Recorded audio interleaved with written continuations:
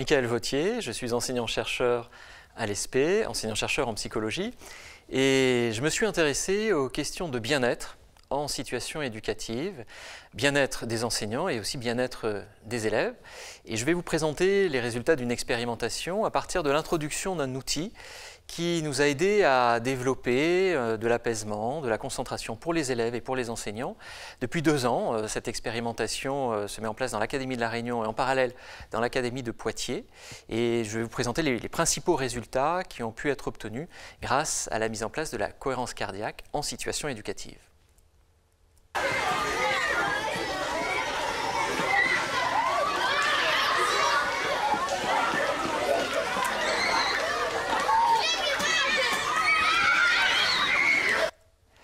Les retours de récréation sont toujours des moments un peu compliqués pour les enseignants et pour les élèves. Ils nécessitaient d'un retour au calme, de pouvoir se remettre dans l'activité.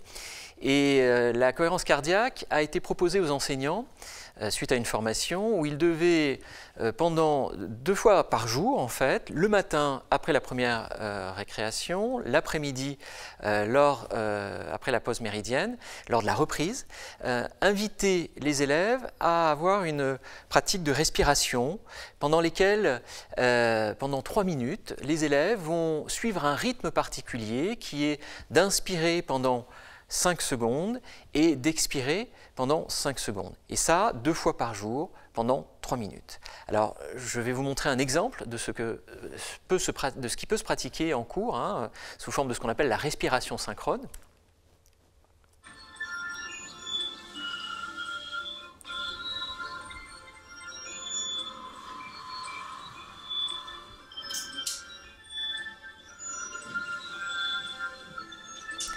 Donc là, les élèves pratiquent ensemble. Un des élèves est au tableau et s'occupe de montrer le mouvement et le rythme aux autres élèves de la classe. Alors, qu'est-ce que la cohérence cardiaque? C'est quelque chose de très simple qui peut se définir par ce mot qui est la neurosyntonisation cardio-émotionnelle.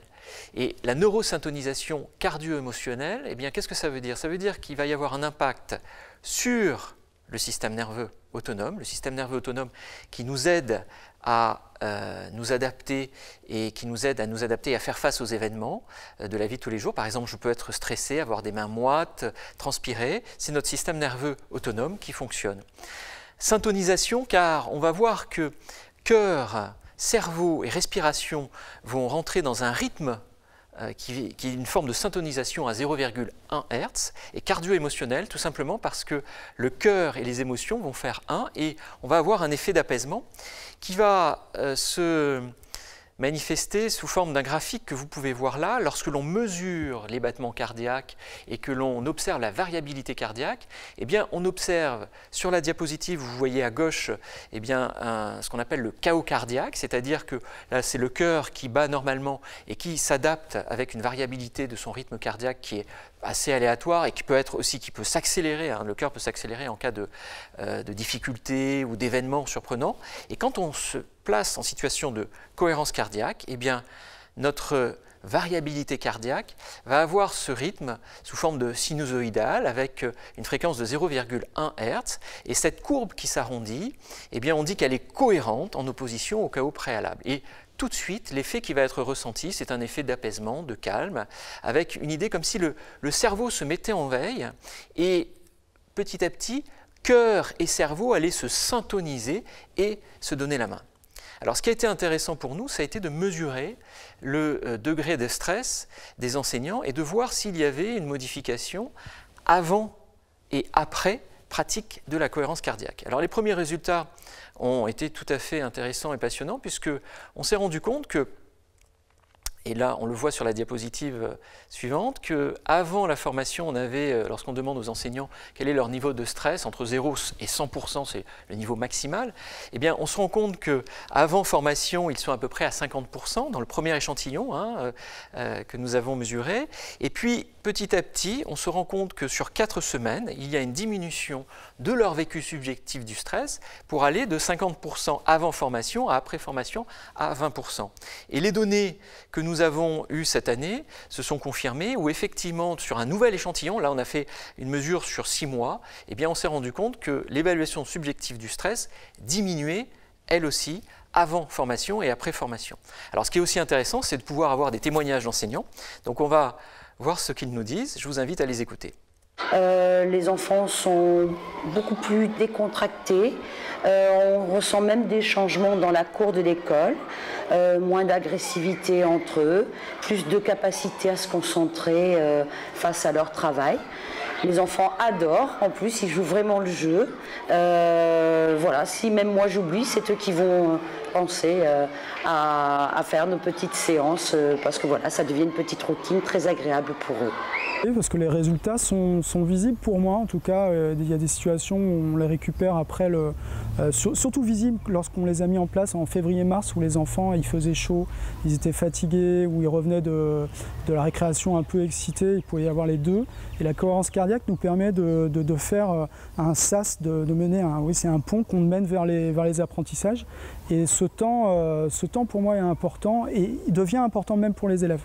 Donc ça c'est se permettre de le faire avec eux. Il ne faut pas oublier de le faire avec eux, c'est important pour nous aussi. Et les élèves en tirent quelque chose, ça c'est une évidence, puisqu'ils l'amènent même à la maison. Et là, en discutant, même on voit que certains parents commencent à se mettre à la cohérence cardiaque aussi. Alors, ce qui nous a aussi intéressé, c'est, au-delà de l'impact que cela peut avoir sur les élèves, et je vais en dire un mot tout à l'heure, c'était de vérifier ce qui pouvait se passer dans la pratique de classe pour les enseignants dans leur sentiment, ce qu'on appelle le sentiment d'efficacité personnelle. Et là, on s'est rendu compte qu'avant formation et après formation, eh bien, sur cette pratique de classe et sur ce sentiment d'efficacité personnelle, on a eu une augmentation qui a été pour certains items de plus de 15%, c'est-à-dire que des items qui ont trait à la capacité pour les enseignants de gérer des enfants en situation difficile. Comme si finalement, par une pratique de la cohérence cardiaque en classe et personnel, eh bien, ils se sentaient plus efficaces pour pouvoir faire face des fois à des enfants qui présentaient des difficultés d'adaptation. Alors justement, à propos des élèves, ça a été aussi intéressant d'avoir leur retour et je vous propose d'écouter ce qu'ils nous en disent. Et aussi, ça nous aide à être plus concentrés et avoir de meilleures notes. C'est bien parce qu'après, si on a des évaluations, on est moins stressé, on connaît mieux. Parce que des fois, on peut apprendre et tout connaître, mais avec le stress, on n'arrive pas à arriver à bout. Aujourd'hui, on a une évaluation et on vient de le faire et ça nous a fait moins stresser. Alors là, c'est plutôt dans le cadre scolaire, dans le cadre des évaluations. Et certains enseignants m'ont dit, mais finalement, on se rend compte que la cohérence cardiaque va plus loin que l'école, c'est-à-dire qu'elle sort de la classe, des parents, comme disait un des enseignants, s'en servent, mais aussi dans la vie personnelle des enfants, eh bien, il y a des surprises, et vous allez voir. J'utilise la cohérence cardiaque pour, quand je vais dormir chez les gens, j'ai du mal à dormir. Et quand je suis chez moi aussi, parce que j'arrive pas trop à dormir. D'accord. Et toi, Kaël? Moi, je l'utilise quand je joue ou quand je suis en colère contre mon grand frère. Moi, je fais de la boxe. C'est quand les championnats, c'est très très dur, on a honte. On est vraiment stressé. Et du coup, on peut faire la cohérence cardiaque et ça va aller très très mieux. J'ai fait ça pour mon championnat de France et voilà, c'était trop bien. Alors là, c'est effectivement des témoignages d'élèves, mais souvent, et c'est vrai, ce que disent les enseignants, c'est qu'ils sont demandeurs de cette pratique, ils peuvent s'en servir personnellement et tant mieux. Et puis, ce qui nous a aussi intéressé, au-delà des élèves, c'était de dire, bon, au niveau de l'équipe éducative, qu'est-ce qui se passe? Donc j'ai été interrogé des directions d'école, et là, vous aurez le témoignage de 2 directrices qui ont été vraiment au fait de la mise en place de la cohérence cardiaque à l'école, et qui ont pu observer, in situ, des transformations intéressantes. À la direction, ce que j'ai constaté, j'ai beaucoup moins de plaintes d'enfants submergés par une colère subite ou submergés de pleurs, etc. Parce que suite à un incident avec un autre élève. Oui. Je confirme que j'ai retrouvé quand même une équipe plus fédérée, plus participative, plus motivée. Oui. Au niveau des élèves, il y a des effets positifs et certaines fois des élèves qui ne rentrent pas dans la cohérence cardiaque. Voilà, alors ce n'est pas un outil miracle, hein, c'est simplement un outil au service de la pratique enseignante. C'est vrai que tous les élèves n'entrent pas forcément dans la cohérence cardiaque parce que certains sont réticents, c'est un peu difficile pour eux. C'est un entraînement, la cohérence cardiaque, mais c'est un entraînement qui se fait sur quelques jours assez facilement. Et j'ai interrogé la directrice et je lui ai dit qu'est-ce que tu aimerais dire à tes collègues qui seraient peut-être réticents pour se mettre à la pratique de la cohérence cardiaque, et voilà ce qu'elle nous dit. Bon, allez-y, d'abord, c'est entre guillemets facile. Et deuxièmement, les outils existent, donc il n'y a pas besoin d'aller creuser. Et je veux dire, c'est vraiment très très intéressant. C'est assez surprenant même de se dire « Ah bon, mais pourquoi n'y avais-je pas pensé plus tôt ?» Voilà, alors c'est vrai que c'est un outil qui est simple.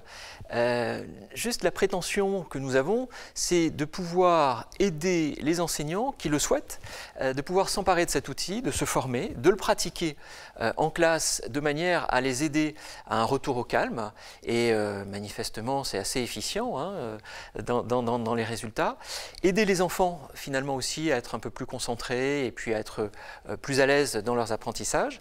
Et les perspectives de recherche maintenant s'orientent vers le second degré et vers l'utilisation aussi d'outils connectés pour avoir des mesures fiables au niveau physiologique des paramètres de stress, d'anxiété des enseignants.